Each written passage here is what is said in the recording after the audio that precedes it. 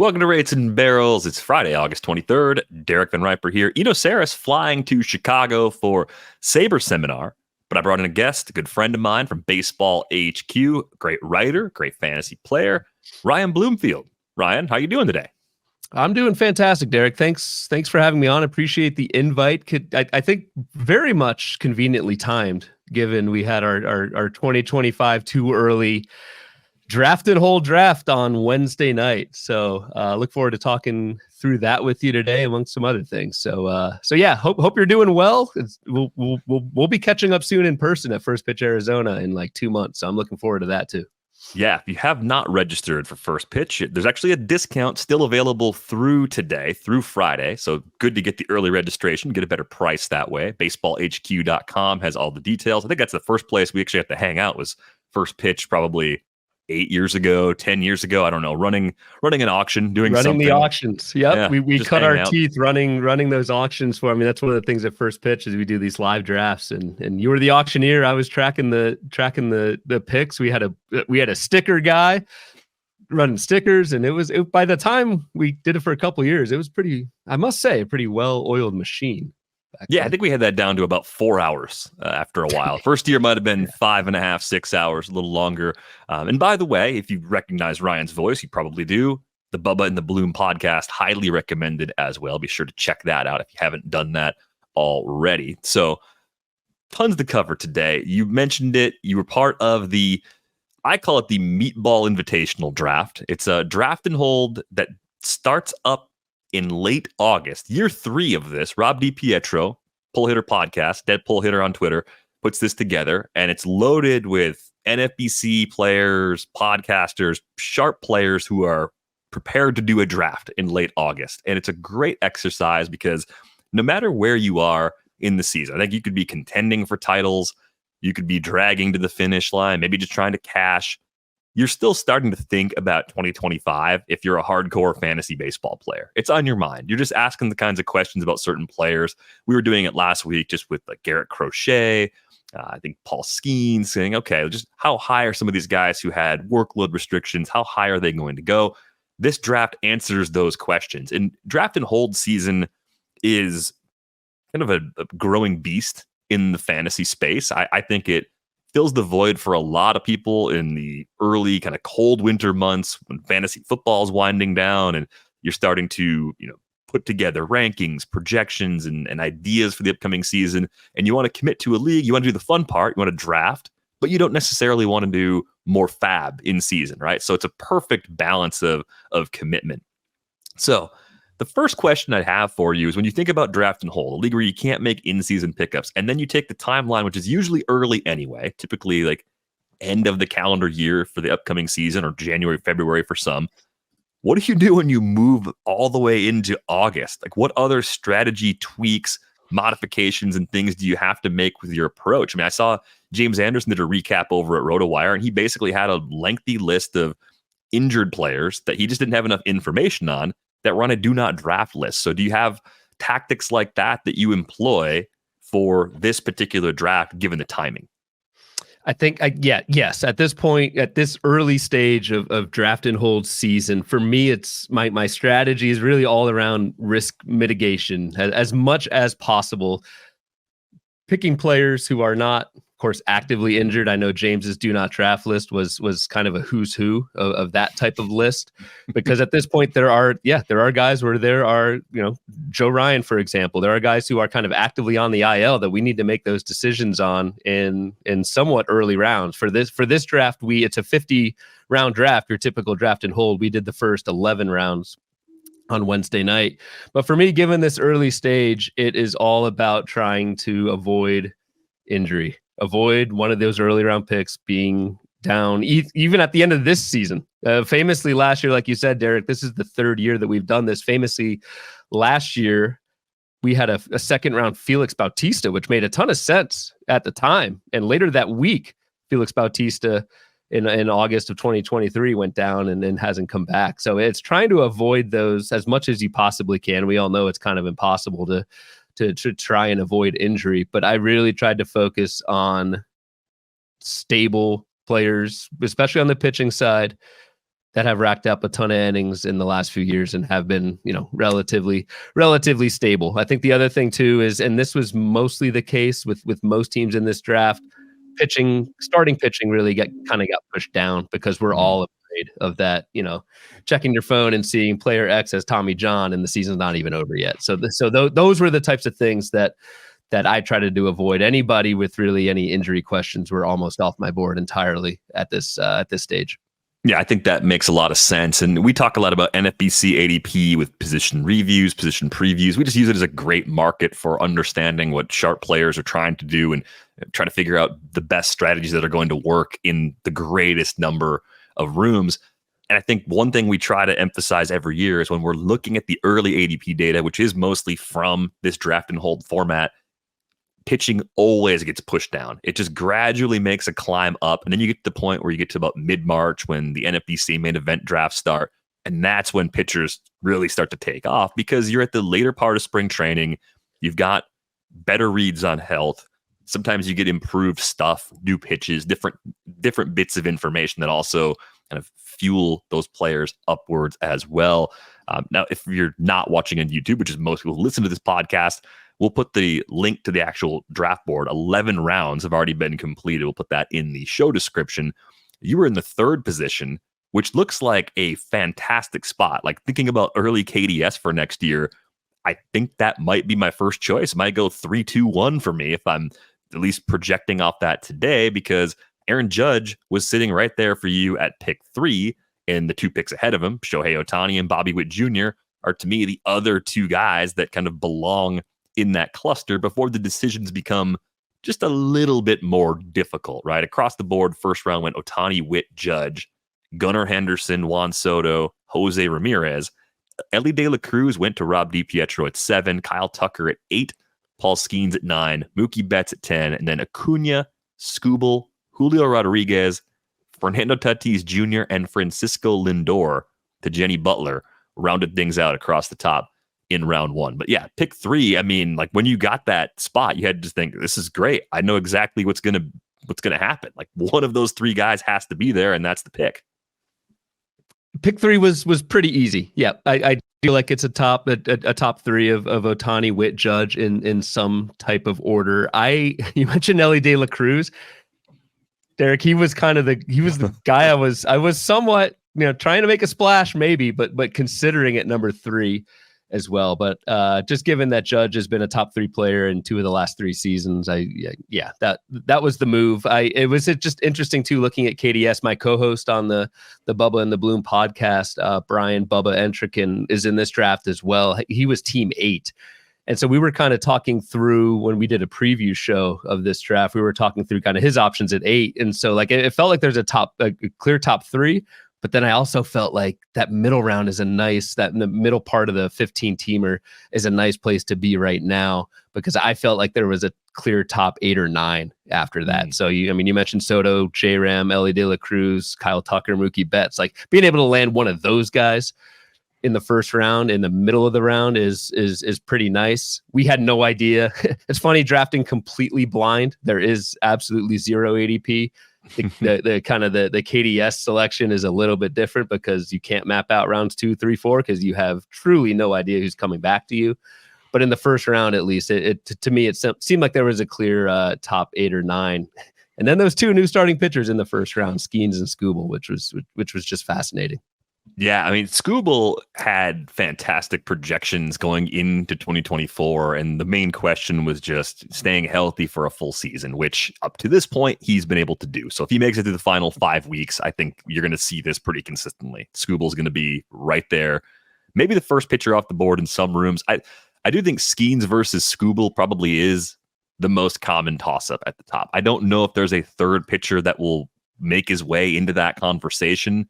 Corbin Burns' strikeout rate, longer term trends there have kind of maybe pushed him down to the back of the top 5 range, 3, 4, 5. I mean, this one went Skenes, Skubal, Wheeler, Burns, and Kirby all before the end of round 2. So that kind of makes sense to me based on the bigger picture trends with that group.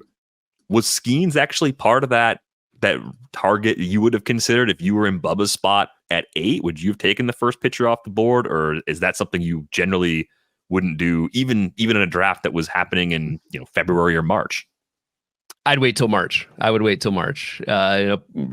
We all know how good Paul Skenes already is, and actually we don't know how good he could be. It's kind of scary to think about that. But for what I just said, kind of earlier about trying to mitigate that risk, I'm not going to go a pitcher in the first really couple rounds of this just because it's so early. And then there is that kind of overhanging question of, and you guys have talked about this, you and Eno have talked about this a ton, about these high velocity pitchers, and kind of famously the entire top 10 on last year's fastball velocity leaderboard, all 10 have hit the IL. And I believe all 10, except for Garrett Cole, are currently on the IL. And, maybe that's a one-off. We're not completely sure, but Paul Skenes leading that list in 2024 is, I don't want to say a red flag, but it's just something where if there's any kind of smidge of doubt in the first round at this stage, I'm going to put that decision off until March. Yeah, I think that's completely reasonable, just to make sure that everything goes the way it's supposed to throughout the winter and then through at least the early part of spring training, if not most of spring training. I think my favorite thing to do with boards this early and just boards really throughout all of the fall and winter is just to see who are the biggest movers compared to what was happening at the beginning of the season. I think there's a handful of names that jumped out to me right away. I mean, Jarren Duran at pick 20. I know recency bias is going to be a real thing in a draft that's happening while the current season is still playing out. I thought that caught me by surprise. Ketel Marte at the 2-3 turn. If you told me that was going to happen 5 months ago, I would have wondered how. But there's been much more power from him this year than I ever thought he'd put together over a full season. So who really caught your eye as far as different risers that just came off the board earlier than you expected, even if it wasn't necessarily a bad pick, but just guys that you maybe didn't have a feel for going as early as they did? Right. And that's the thing with these early drafts is just kind of recalibrating. My mind goes back to last draft season. You get so kind of ingrained in what the ADP is and where some of these guys go. It's a complete recalibration on some of these highest risers and the fallers on the flip side to see that. So certainly Ketel Marte and Jarren Duran, surprising to see them in the second round. Not a bad, but those guys are both first round players or have been first round players in 2024. Per the Razzball player rater. So just interesting to see those names creep back up. A couple others, the youngins, Jackson Chourio, a third round Jackson Chourio. I think we need to start to get used to that. Jackson Chourio went in the third, I believe, to where'd he go? Dan Kenyon. So the sixth pick of the third round. And then later in the third round at the 3-4 turn, Jenny Butler took James Wood. And so it's somewhat shocking at first glance to see, a James Wood this early in the draft. But then you kind of look at what they're doing and how young they are. And especially in Chourio's case, kind of that in-season growth. If you want those guys in 2025, you're going to have to pay up with a top 3-4 round pick or maybe a 4th, 5th round in 12 team leagues. So those were two of the big names, those young guys. Zach Neto's another one, went in the 5th round of this. I believe James Anderson took Zach Neto in the 5th round. Again, completely validated 2020 guy at this stage in his career. So those young names rising up the draft board, just something we're going to have to get used to in 2025. Yeah, Jackson Merrill early in round 4. I think that was pick 49 where he actually came off the board. Yep. So I think what's interesting is when you look back at what was happening this March and you see players like Chourio, Merrill, they get the full bump because they've been fantastic this year. And you look at someone like Wyatt Langford, who has missed some time with an injury and just hasn't quite found his stride yet. He goes in round 11 to Steve Weimer. It's if there was a point this past draft season where Langford versus Chourio was a toss-up, I think for a little while, Langford actually had the upper hand. I think more people preferred Langford to Chourio in redraft for a stretch to begin the year. To see that gap right now, that makes me want to just wait and say, look, I fully acknowledge how good both Merrill and Chourio are. And I want Jackson Chourio to be a first rounder as much as anybody playing fantasy baseball wants that to happen. But the value seems to be more in the young guys that didn't click yet, because if we believe they're as good as we thought they were even just 5 months ago, I'm not sure the lack of production right away should suppress their value as much as it appears to be suppressing their value.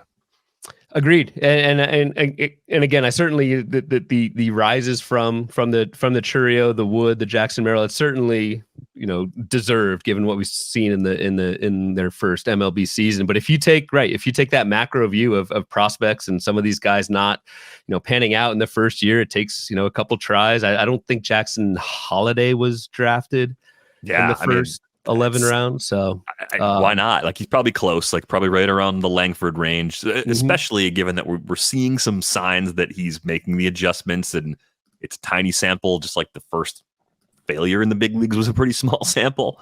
I think that optimism is still there for a lot of people.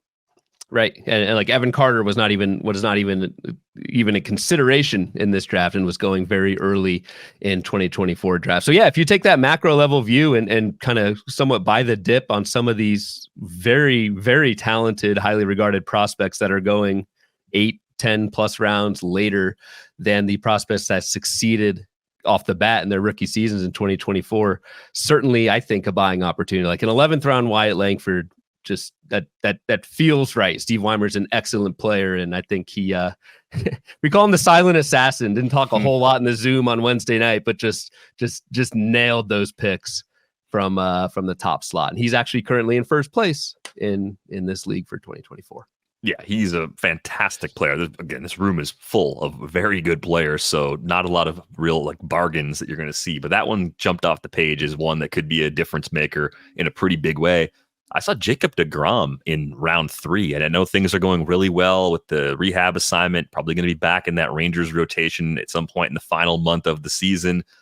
What kind of innings projection are you giving Jacob deGrom at this stage of his career? We know the per inning numbers should be fantastic, so it's the same old questions like, well, if you think he's a 2.50 ERA guy with a ton of strikeouts and a great whip, even 2/3 of a full workload could make him an SP1 on the entire board, and you don't have to pay that price to get him. But now we're coming off another Tommy John surgery for a guy in his late 30s. So what's the number you're expecting if you were to draft Jacob deGrom?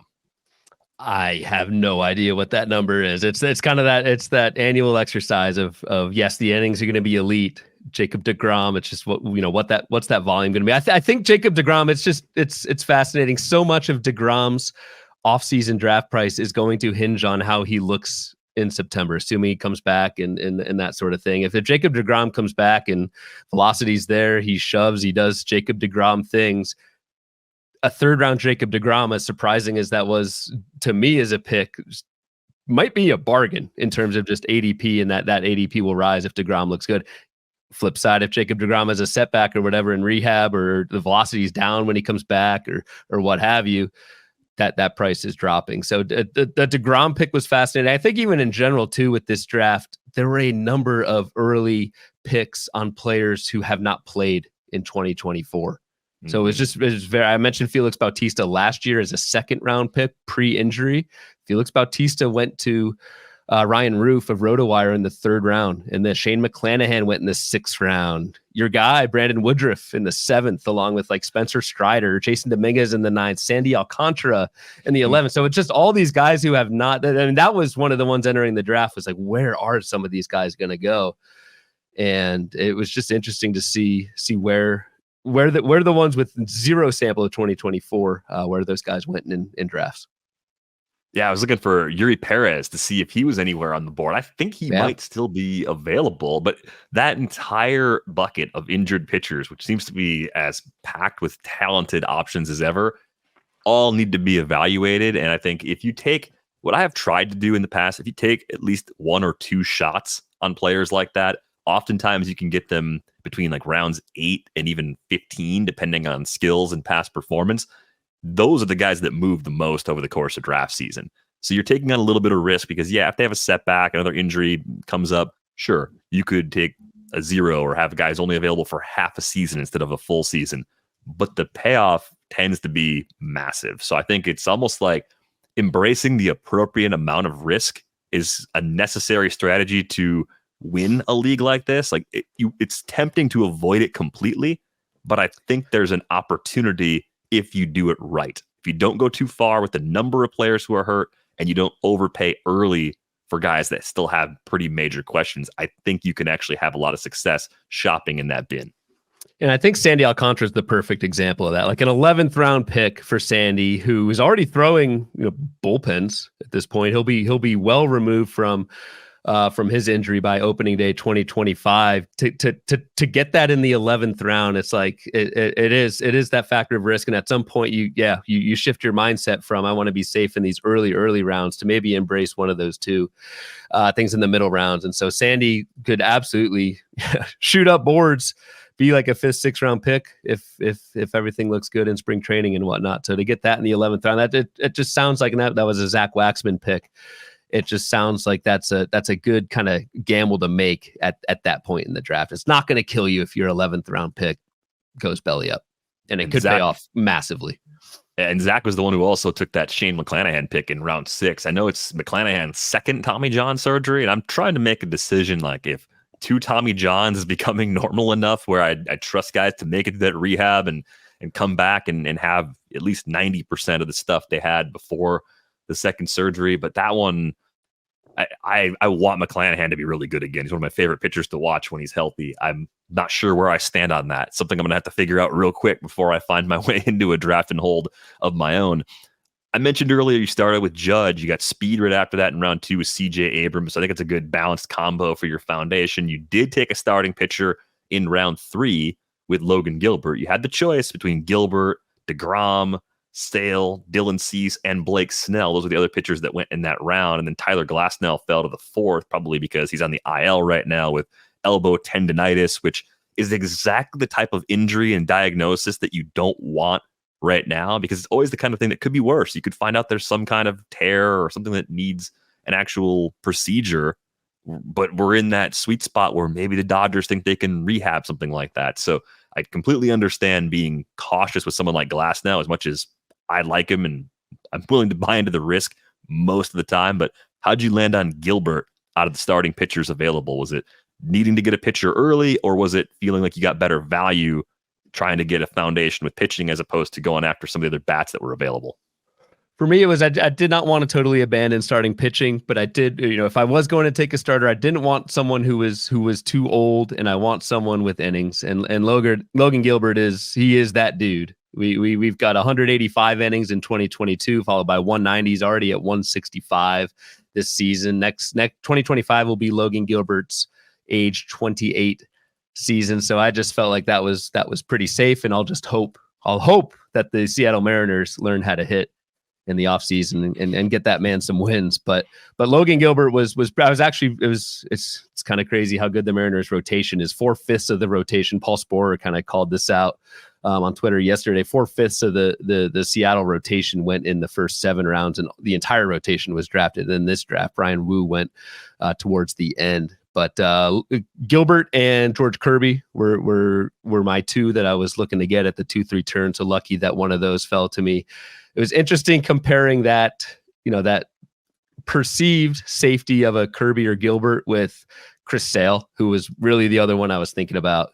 Chris Sale is not as young, of course, as Gilbert and Kirby, but he's healthy. Cy Young skills are excellent. So I could see Chris Sale, who went later in the 3rd round, moving up to the early 2nd, maybe late 1st, if he continues what he's been doing in September and then looks good next spring. So yeah, I think Sale's a good example though of someone you can target. Like if you go back and look at where he was going in this format this time last year, that's what I was referring to earlier as far as finding a ace type skills with questionable injury situations at a later price, and then possibly getting the big hit if it actually works out. That's like the best case scenario almost in terms of just how good Chris Sale has been. I also wondered how much the change of scenery, right? So many things weren't going well the last couple of seasons health-wise for him in Boston. Maybe just a clean sheet in Atlanta also helped a little bit too to get him back on track and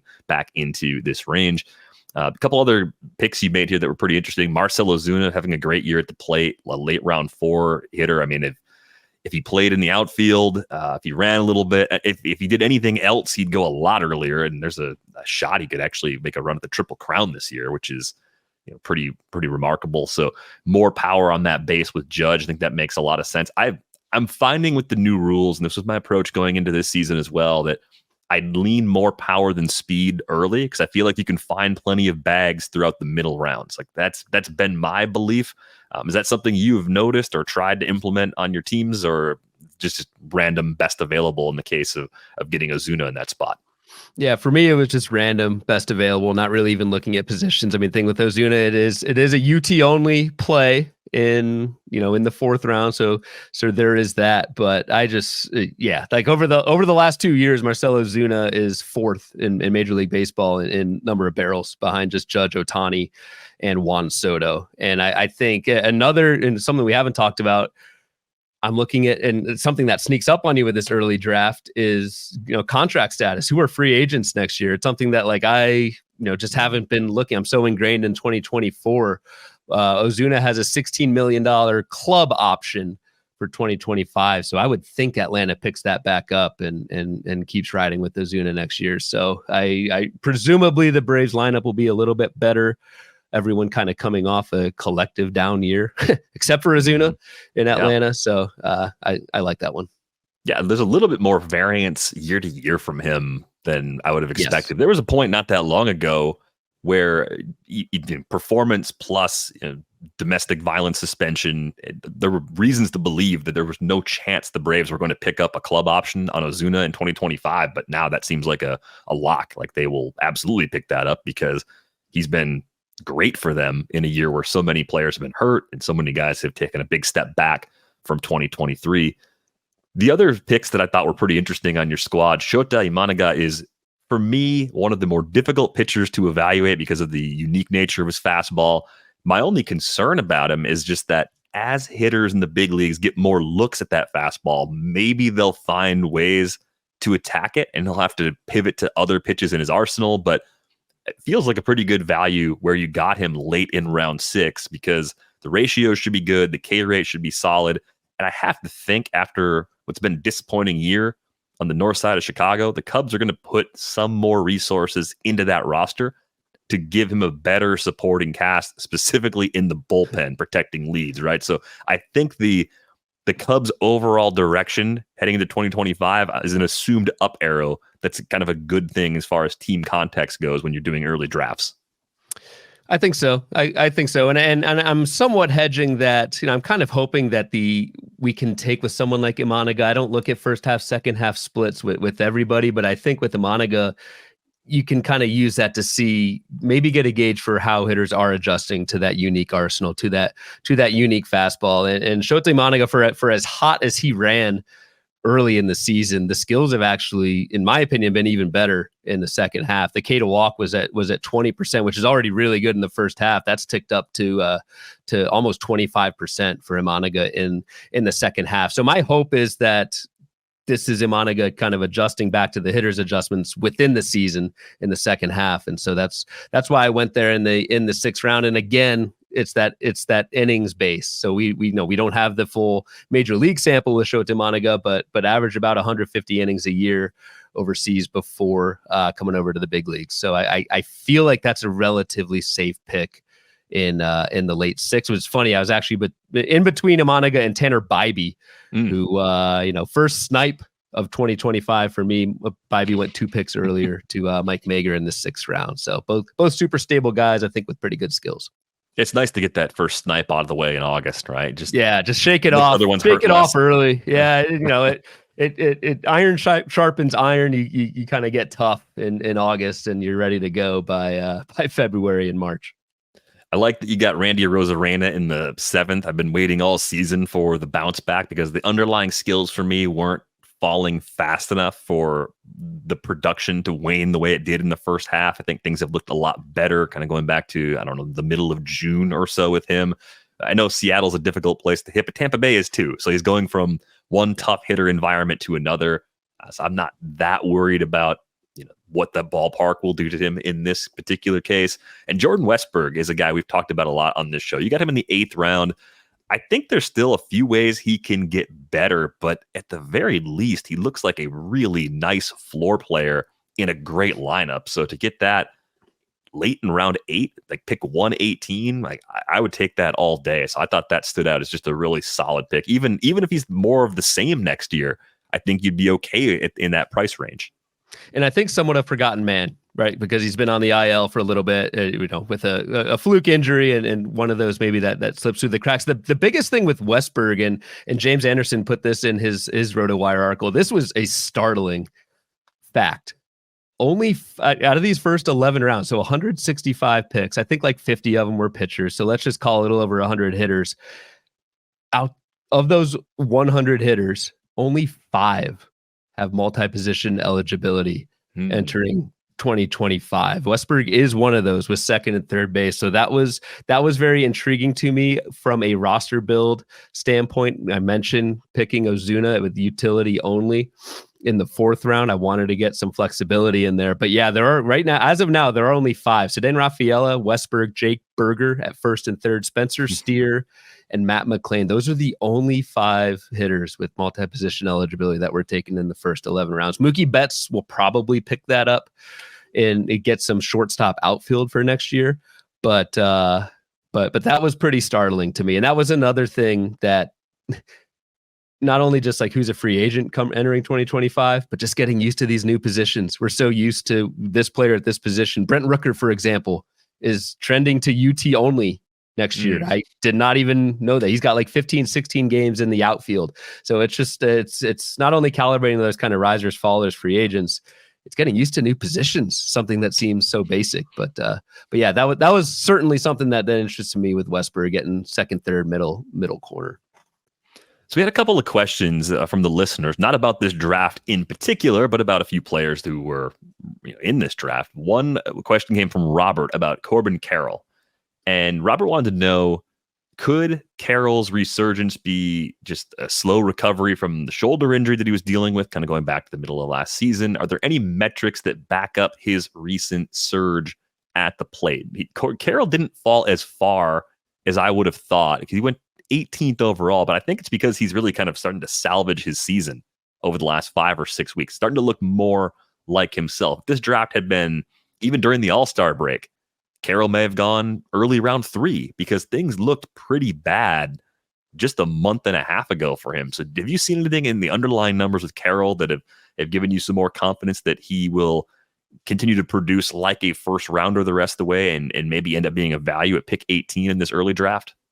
Yeah, I mean, I was considering Carroll at the 2-3 turn for sure. I mean, this is someone who we forget, less than a year ago was a top 5 player with all those steals and whatnot. So it's just, I'm not going to sit here and pretend to know how, it's all about the health of that shoulder. Certainly what we've seen lately from Corbin Carroll, 8 home runs over the last month with the power to kind of back that up. And on top of that, Corbin Carroll isn't really selling out for that power. The K rate has been pretty stable over the last month. And I recognize we're looking at a 1-month sample, but when you're looking at someone like Corbin Carroll with the injury history there, you just want to see, does he have the ability to hit the ball hard consistently? We have seen that lately. So with a good finish, I absolutely think Corbin Carroll sneaks up into that mid-second, maybe early second round there. It's so hard to tell if that shoulder will officially be 100% healthy for next season, because I think I can say with pretty good confidence it was not healthy over last off season. So what makes us think it'll magically totally heal up this coming off season? But we don't know. But no, really good sign for Corbin Carroll of last month that the power's been there and he's not sacrificing contact going all out for the power. Yeah, and one thing I've wanted to take a closer look at with Carroll is just what's happening when he gets fastballs. And last season, he crushed fastballs. Like he was a +12 against 4-seamers in terms of run value. He's a -9 so far this year. But I think part of the adjustment he had to make was catching up to high 4-seamers in particular. It looks like that adjustment's happening. So I don't know if it's physical or not. My argument with Carroll going through the winter was that, if he was hurt, even though they were obviously contenders last year and they made it to the World Series, if he was hurt, they weren't really backing off him down the stretch at all last year. Maybe because they couldn't, but the way they used him at the beginning of this season, other than like dropping him in the order, I got the sense that everything's been physically okay. It's just been the performance because of the need to make those adjustments that's been holding him back more than the shoulder. Again, outside looking in sort of thing, but interesting question nonetheless. Got a question here from Professor Alan K. Chen. Trying to tinker with the roster before playoffs begin next week. Are there some rest of season projection systems that are better than others? Also curious whether rest of season projections simply converge later in the season because there's less room for variance in performance. So I was thinking about the rest of season projections as basically your template for what 2025 projections might look like, at least in terms of slash lines, rate stats, and you can sort of manipulate playing time to your liking. And if you do something like that, you do have to add players back in because some guys don't have a rest of season projection because they're out for the year, and other guys are significantly reduced because they're going to miss half of what's left of the season, right? So you do have to tinker with those accordingly if you're using them for 2025. But what have you found with rest of season projections? It's actually funny you mentioned that because that's exactly how I built my draft list for this draft for 2025. I took Derek Carty's Bad X projections for hitters rest of season because that's a blend of kind of their true talent base plus sprinkling in what we've seen from them this season, because that's always the challenge in this early draft is how much do you weigh current season performance versus that skill baseline. And I just took those rest of season projections, gave everyone equal playing time, and saw who bubbled up. And it was a pretty good kind of starting point. Yes, like a Ronald Acuna isn't in there. You need to add some guys in, like you said, but felt that was a pretty good starting point for me building the list for this draft. Now to Alan's question, since he's in the playoffs beginning next week, is kind of rest of season for 2024. I'm more of the opinion that I don't want to say I'm throwing up my hands at how we predict September, but it is so hard to project anybody with any reasonable confidence over a full season, maybe, and certainly over the last month. So what I would do to kind of answer Alan's question is use rest of season project. I'm getting debate one is one better than the other. There's so many components to a projection, the playing time, the skills and rates and all that sort of stuff. You could look at preseason projections as kind of your base, but what I would do, especially with playoffs in this last month of the season, more so than ever, is focus on schedules, focus on sheer games played, platoons. So for example, like this coming week, the Royals play 8 games. They have a doubleheader with Cleveland on Monday and then a full slate after that. You've got like Detroit, Toronto facing 7 right-handers this coming week. So any lefties there, I think trying to squeeze and look at schedules and platoons is maybe use that with the rest of the season projections, but just try and maximize those plate appearances over the last month, because again, I don't think we can project player performance really well at all over a 1 month span. So why not just give yourselves as many bites at that apple as possible and try and maximize those games played and those platoon advantages as much as you can, especially if you're in a playoff format. Yeah, and I think kind of building on that, I would look more at something like Razzball's weekly projections this time of year than the rest of season numbers. And I think Alan kind of hinted at this a little bit. If you look at just differences in like runs and RBIs, any categorical differences, and then run them through an auction calculator in a partial season, a very small difference in projection has a disproportionately large result. So you might see a $15 player versus a $10 player and like, oh, I'll take the $15 guy. The difference could be like a handful of runs and RBIs. And I think we're at the point in the season where it's like, well, that's pretty random. So I wouldn't put a lot of stock into that $5 difference now for the rest of the season the same way I would if we were doing this with a full season or even a half season's worth of projections. And in roto leagues and category leagues, a projection system isn't going to know how, if you need steals or don't need steals. Like, a couple steals can throw off projection, dollar values, an insane amount over a month, and you may not even need them anyway. So yeah, that's a really good point. And full agree. I subscribe to Razzball and use their weekly projections as part of my FAB process as well. So shout out to them. And I would agree using that really more so than a full rest of season projection. Yeah, my brain just does not slice the season down into 1 week increments as well as it should. For as long as I've played fantasy baseball, I still have much more of a macro view of the season than a micro view. I think that's one area of opportunity for me as a player to get better going forward. But thanks a lot for those questions, Alan and Robert. One question for you. We're going to do a kind of a brief project prospect this week. Is there one prospect in keeper, dynasty leagues, auto new, any sort of long-term format that you're playing in, that you are stashing everywhere, that you seem to be higher on than most people, if not everybody? Because we manage a league together. We're in the XFL. I think combined, our age is closer to the average age of the rest of the people in the league. So I think that's why they let us in, because we're close to like 75, probably 77 combined. That's that's the right number to be eligible for XFL. And we've had a lot of conversations trying to figure out our 15 keepers. That league's particularly challenging because your minor leaguers count towards that group. I play in some leagues where you get 15 off your active roster if you want it, plus up to 10 minor leaguers. XFL is just a flat 15. So we're always kind of playing this game of how good is this prospect today? And then how good is this prospect really going to be down the road, where you have to really balance that out. But in other formats, you can wait forever. I mean, there's some dynasty leagues where you hold everybody, or auto new. I think you can justify sometimes holding on to a $1 prospect that is less than 5% rostered in the entire auto new universe. So just kind of a blue book open, any format. Who's the one player you're stashing everywhere right now that you like more than others people do? Well, I will say one thing we are good at in XFL is predicting injuries. We're great at it. We should just publish our roster again every year so people know, like, do not draft. It's a simple do not draft list. It's funny. I texted you once. It's like I'm getting to the point where I feel sorry for the career of anyone who we either acquire or pick up. But I'll throw a name out there. This isn't the deepest cut in the world, since I'm not a huge prospect guy, but I always lean on the Baseball HQ prospect team. Chris Blessing heads up our team over there. And one guy that we are super high on is Kevin McGonigal, the second baseman out of Detroit. McGonigal was our number 24 prospect on the Baseball HQ midseason prospect update. Elite bat to ball skills.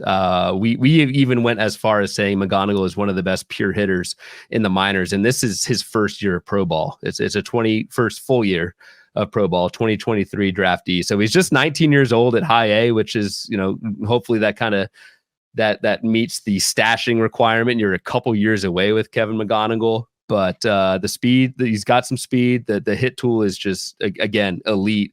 And you're just kind of hoping the teenager grows into more power as he rises up in the minors, which I think is a pretty reasonable bet. So Kevin McGonigal would be my deep stash for guys you can hold for a few years. And best of all, DVR, he is not on our XFL team, so has a pretty good shot of staying healthy throughout his minor league career.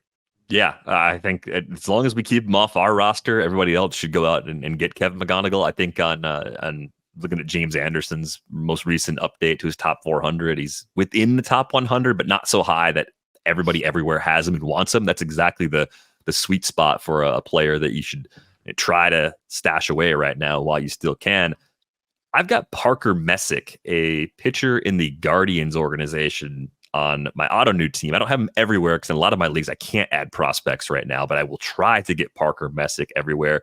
Watch a little bit of video, and the amazing thing is he wasn't on my radar until draft night. I had ESPN's MLB draft coverage on, and on one of their scrolls, they were running best position player and best pitching prospect for every organization. It was just on a loop. So it was Kylie McDaniel's rankings. Parker Messick's name popped up for the Guardians, and I thought, wow, I trust the Guardians to develop pitching, and it seems like there's a little bit of a gap this year where they don't necessarily have a lot of great prospects ready because they've graduated so many in recent years, but I kind of trust them to figure it out. So Parker Messick's name flashes by on the screen. I go to Auto New, and I'm like, oh, let's start the auction. Let's just throw him out there for $1 and see if I get him.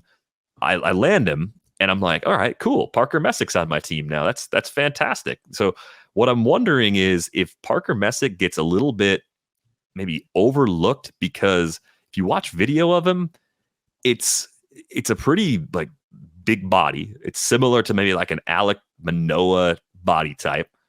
And the mechanics are a little bit funky, but I don't know how you could argue with the results. I mean, he's a college guy drafted in the second round in 2022, so he's cruised through the minors. Sub 2 ERA, 0.86 whip, 34.8% strikeout rate at AA. Tons of swinging strikes underneath that. I mean, like, I know the quality of competition in the minors has been diluted because of injuries and a bunch of different factors. I know there's different rules across different leagues that make analysis really difficult, but I'm starting to wonder if Parker Messick just gets dinged because he doesn't fit the mold of what a great pitching prospect should physically look like. And I think that's kind of a stupid reason to write a person off. Agreed. And I think one of the biggest things you just mentioned is kind of our I don't want to say blind faith, but they have earned it. Cleveland as an organization in terms of developing pitchers is for me is pretty huge. And I even wonder with Messick, you've got 45 innings at Double A, a pretty steady rise. Is this someone thinking, going back to my draft, and not even keeper league, but draft and hold brain? Is that someone late, 40 plus rounds who could potentially make an MLB debut sometime in the second half of 2025? I'm not totally sure, but the age and the kind of rate of Messick's rise might lead to that. So I am actually jotting that name down as we speak for the Meatball 2025 draft. Yeah, and a hat tip to Eric Longenhagen, who probably explains exactly why people aren't all over Messick. He writes at the end of his latest Guardians recap, all of Messick's secondary pitches are above average in terms of visual evaluation of stuff, but some quants don't like him as much as the scouts tend to, and metrics like Stuff Plus don't really like his pitches. There's been no change to Messick's grade. Still tracking like a number 4 or 5 pitchability starter with a great changeup. So, I mean, Eric has the both worlds there, like, scout and quant. So he's a little lower on Messick than me as someone who's more of a number scout. I don't have a stuff model for Double A, so I can't be scared off by that. But it's trusting that something different can work. That's more or less where I'm at with Messick. He's getting such great results at Double A. I find it hard to just write that off completely.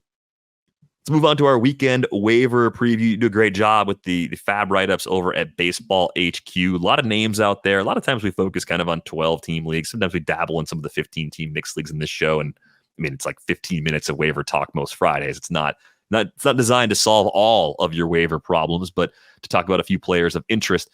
Connor Norby up for the Marlins again, and I thought he'd go right to Miami, but maybe there were some service time considerations that kept him from debuting immediately. He's 12 games now, a couple of homers.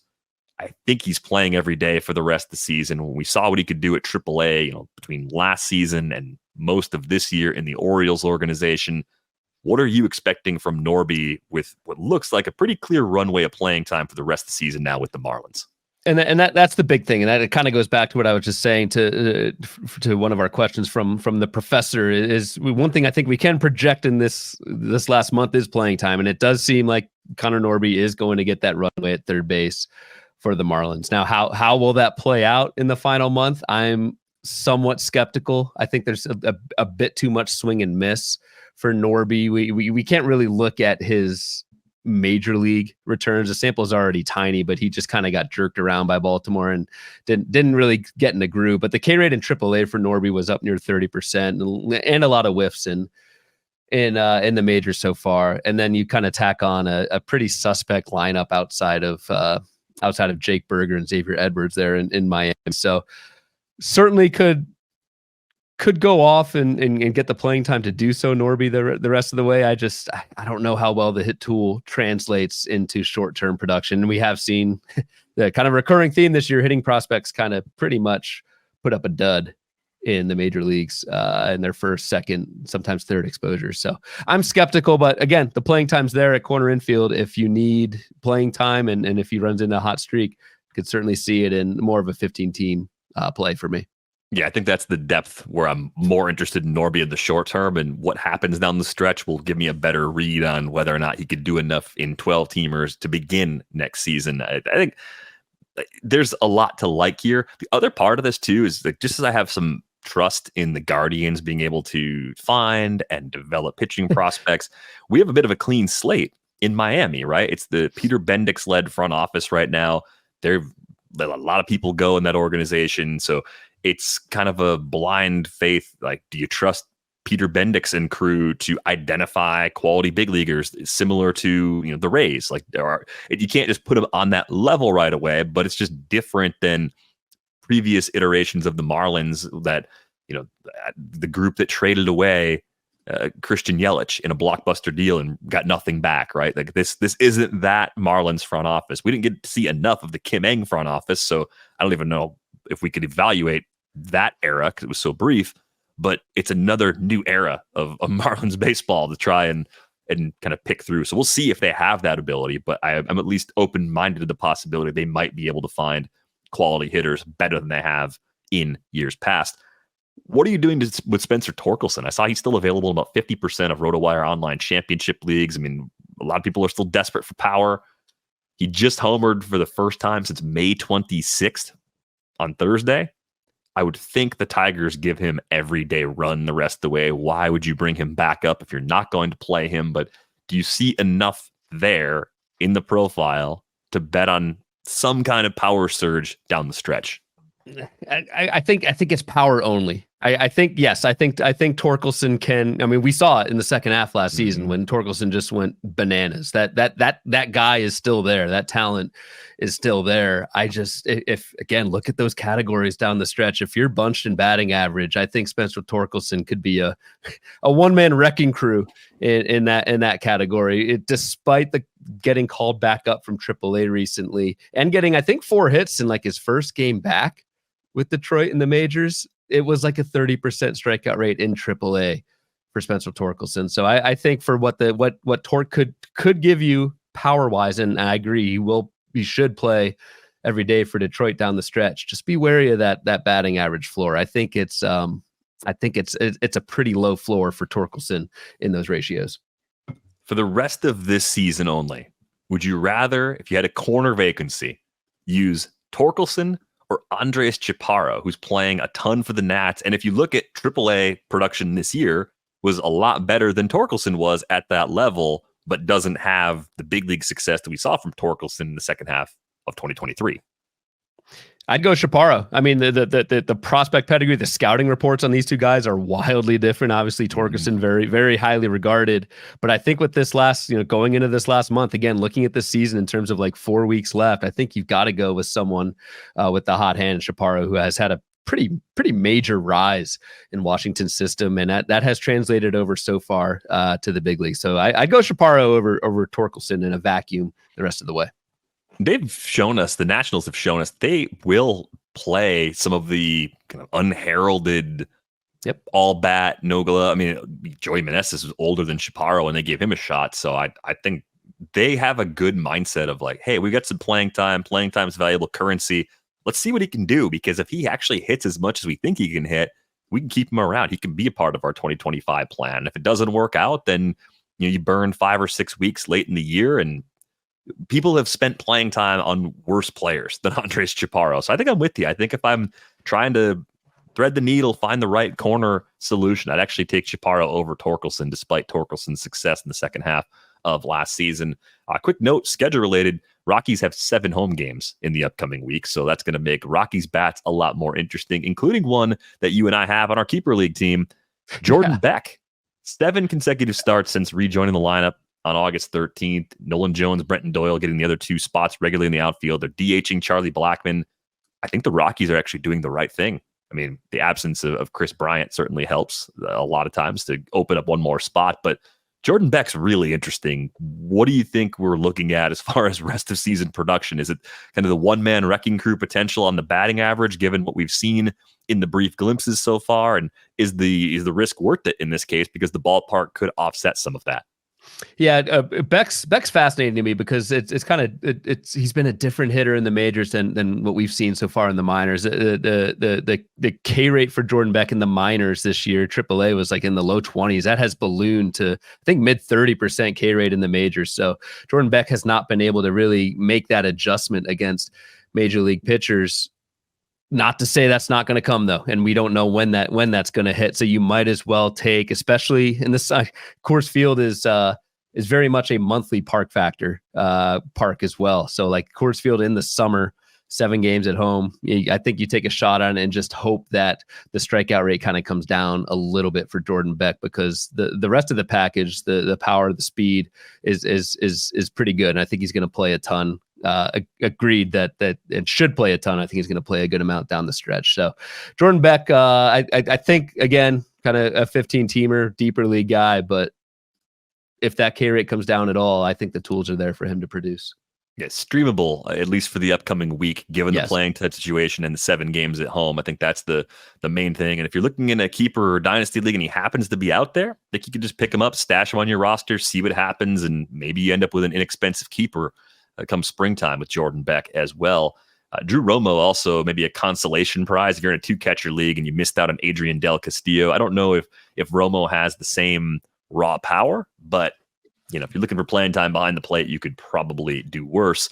Speaking of doing worse, pitching is an ongoing problem in every league. It makes me wonder, this is probably a conversation for a different day, if maybe we have too many active pitcher spots in fantasy baseball, because when the game was invented, pitchers didn't break this often.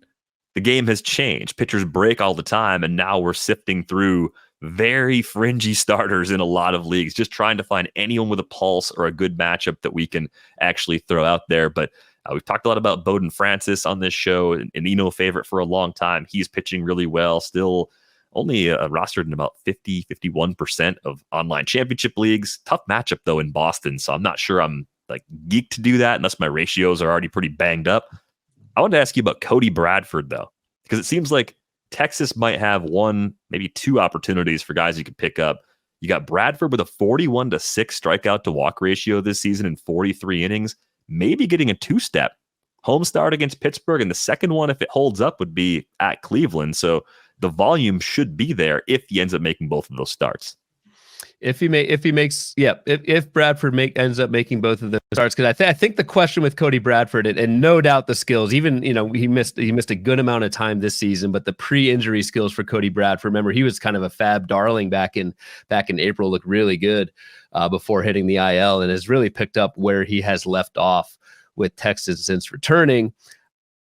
I just don't know if Cody Bradford's going to stick in the rotation. The Texas rotation to me is just like a conglomeration of moving parts. We talked about DeGrom at the top with our 2025 draft preview. He's coming back. Max Scherzer presumably is coming back shortly. John Gray's returning to the rotation. I know Tyler Mahle just went on the IL, but Cody Bradford could be the odd man out at some point in Texas. I don't think you worry about it quite yet. I think you go for the skills. You live kind of start by start this late in the season, and Cody Bradford at that potential 2-step could be awesome. And again, bet on the skills. You certainly don't hope there's another setback or injury to Texas's rotation coming, but it's been a rotation beleaguered by injury. So I think you just kind of roll with it while Bradford is still in the rotation. Just know if you have Bradford, that possibility exists where he might go back to the bullpen if those, Gray, DeGrom, and Scherzer all come back. Yeah, the Scherzer setback maybe keeps the door open a bit longer. I think they're going to bring Jack Leiter back into the fold, but the way they use Jack Leiter at AAA makes me think they could piggyback him behind somebody else. I mean, it's written in pencil for sure, but I guess the takeaway is keep an eye on what the news is telling you about the Rangers rotation, because that's where an opportunity to find a useful starter could be. And even Leiter at AAA, his last 8 outings, 56-14 strikeout to walk in 36 and 2/3 innings. It's the duration of the outings that's been inconsistent. The quality of the results has been a lot better from him. I know you and Bubba talked about Osvaldo Bido. I didn't get a chance to listen to the episode from Thursday night yet. I'm on a pretty funny schedule here with the kid and everything, but are you in on Bido? It's at Cincinnati in leagues where he hasn't been added yet for his next matchup. So tough ballpark, but a lineup that just hasn't been as dangerous as we thought it would be this year. Yeah, Bob and I had a friendly little back and forth with Osvaldo Bido we do a Fab preview show every Thursday night that drops on Fridays for the Bubba and the Bloom podcast. And yeah, there was some lively debate as we normally do. I was more on the negative side for Osvaldo Bido going forward. I can't get over the lack of control. I think the walk rate is high and is going to stay high. This is someone who doesn't really throw strikes. One of the metric I use the most to kind of look at control and walk rate is just simple ball percentage. At Baseball HQ, we've got some pretty good research that kind of validates that as a key indicator for control. Your league average on that's like 35-36%. Bido's up near 39-40%. And I just think he's running pure with home run luck. He's running pure with BABIP right now. I think Bido is personally a trap. could be wrong. Bubba's a very smart analyst, and he is very high on Osvaldo Bido going forward, especially with the matchup. So take that as you will. But I'm personally thinking we've seen the best that we have seen this year from Osvaldo Bido. I think it's so much more comfortable to use him in his home starts, just given the way the park plays, because if he has a bad day with command, it's less likely to bite him in the form of homers at the very least, and maybe it's just a few walks that you're worried about. But I think he's going to end up in this bucket of guys that have great stuff that are frustrating on a start-by-start basis, where if you were to be in a deep enough league where you had to use them a lot and you didn't have the luxury of trying to pick your spots, you might be better off than trying to match them up, based on difficulty. I think that's my current read on him, but I'm really interested to see what happens over the final few weeks of the season. One thing that has changed, he's getting more swings and misses in the zone, which if you have command problems, I think could give you some confidence that you can be in the zone more often. And then that can maybe start to erase some of the concerns that you outlined. So there's a glimmer of hope, but it comes with plenty of risk. The other question I had for you is thinking about possible bullpen changes again. Sir Anthony Dominguez maybe isn't the answer in Baltimore that we thought he was just a few days ago. Who do you like possibly taking over that role in Baltimore if they make another change? Yeah, that was and actually the second half of this season, there's just been so much closer turnover. It's been pretty wild. And Baltimore certainly has been one of those teams with Craig Kimbrell kind of disappearing and doing his normal second half fade act. So yeah, Sir Anthony Dominguez was kind of like last week's Fab darling, and he's treated us with 2 losses on Monday and Wednesday. I think he still gets some run there. I certainly don't think Baltimore goes back to Craig Kimbrell. He pitched the 6th game this week and gave up a home run there. So I think Kimbrell's pretty buried. You could maybe take a stab at Yenier Cano. I think he's kind of traditionally been the 8th inning guy for the Orioles if you want to, but I think Dominguez has some leash for another blown save or two, and I actually think he's good enough to where that's probably not going to happen. So I just think I think Dominguez is going to be safe, but yeah, certainly a lot of movement there in the Orioles pen. Both losses for Dominguez were quick burns. 8 pitches on Monday, 12 pitches on Wednesday, which tells me, I didn't see the outings, but tells me he wasn't kind of laboring or struggling. Like it was done and it was done. So I don't know. I think which is kind of what you want, right? If you're watching your closer, just tell me how it ends. The 27 pitch blown save is it's even worse. Yeah, I mean the results end up being about the same, but it just, because you keep clinging to that little bit of hope they're going to get the pop up, or they're going to find a way to maybe get a borderline call, some way to wiggle out of it. And then it's just like, no. Disappointment, more disappointment. Other 2 names that are interesting, Edwin Uceda has been fantastic in that Rays bullpen, had a 4-out save to convert the first opportunity the Rays had with Pete Fairbanks on the IL. I think he's already been sort of scooped up as a ratios play, but now it looks like he might be the short-term favorite, maybe in a committee, but at least another source of saves for the Rays. I think it's more a committee.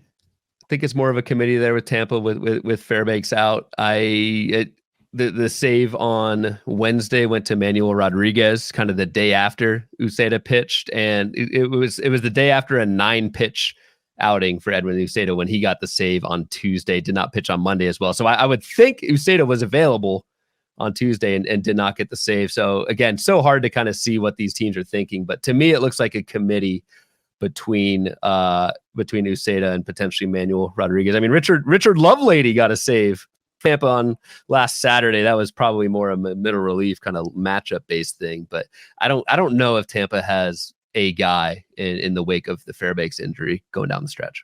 Yeah, they've done this before to us, where they just pull out the rug and say, "Yeah, we're going back to the old committee ways." But the other name that I think is interesting is Porter Hodge for the Cubs. I mean, they DFA'd Hector Neris, and we were talking about park factors for pitchers on the Thursday episode. One thing that I noticed was that Philly is actually good for Stuff Plus. Houston is good for Stuff Plus. Neris has had more success in those places, and now he's back in Houston. I don't think he's going to be like amazing again, but I'm actually going to watch kind of carefully to see if he starts to get a little bit back, because that would track with just how stuff moves in those different ballparks. But the Cubs have had problems in the bullpen all year. Hodge is at least someone different. He could miss some bats, over a 30% strikeout rate on the season. I know the location plus numbers are where he lags from a model perspective, but this actually looks like an intriguing late inning arm for the stretch run for a Cubs team looking for some answers. I agree. And I think the Cubs might want to see what they have in Hodge as a potential closer for next year. And certainly at 23-year-old, the skills have been fantastic. He missing bats, DVR, 13% swinging strike. He's above that 20% threshold for K- walk that I always like to look at. Porter Hodge is at 21% there. So the skills are looking pretty good. And did get the most recent save for the Cubs. Picked up the save on Tuesday, August 20th. I think Hodge's main competition is Jorge Lopez, who previously got the save behind Hodge on Saturday. But I think if we're trying to prioritize closer ads for this coming week in Fab, I think Porter Hodge is your guy, certainly over Uceda in Tampa. Yeah, the best thing about making the calls on an early waiver preview is like 3 more days worth of games happen before weekly Fabs run, and then there's 2 more names that pop up. You're like, here we go. Here's more possible sources of saves, and I think that chaos continues to make the game fun, even though it makes it more difficult at the same time. Ryan, before I let you go, let our listeners know where they can find your work.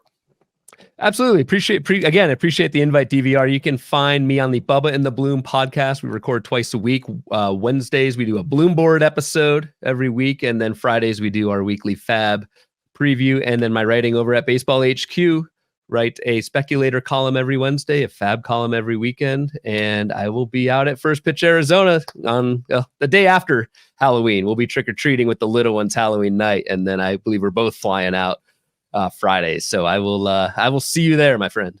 Yeah, very early Friday morning flight looks like my itinerary at this point. I got to lock it in. I've been trying to see if I could find some kind of late night Thursday thing, but probably Friday morning for me this year, staying until Monday. It'll be the way that I go. But thank you for joining me, Ryan. Find Ryan on Twitter at RyanBHQ. Be sure to check out the Bubba and the Bloom podcast. Bloom boards are awesome on Twitter too. It's like there's not a lot of things I like about Twitter, but Bloom boards are actually like one of the things that keeps me going on. Keeps you coming back. That's good. Keeps me opening the feed and having to get off for you and go back to my actual feed and like see something like, hey, this is good. This is helpful. So we appreciate all of those. Be sure to check out Ryan's work at Baseball HQ as well. If you'd like a subscription to The Athletic, theathletic.com/rates and barrels gets you the door, $2 a month. That's going to do it for this episode of Rates and Barrels. We're back with you on Monday.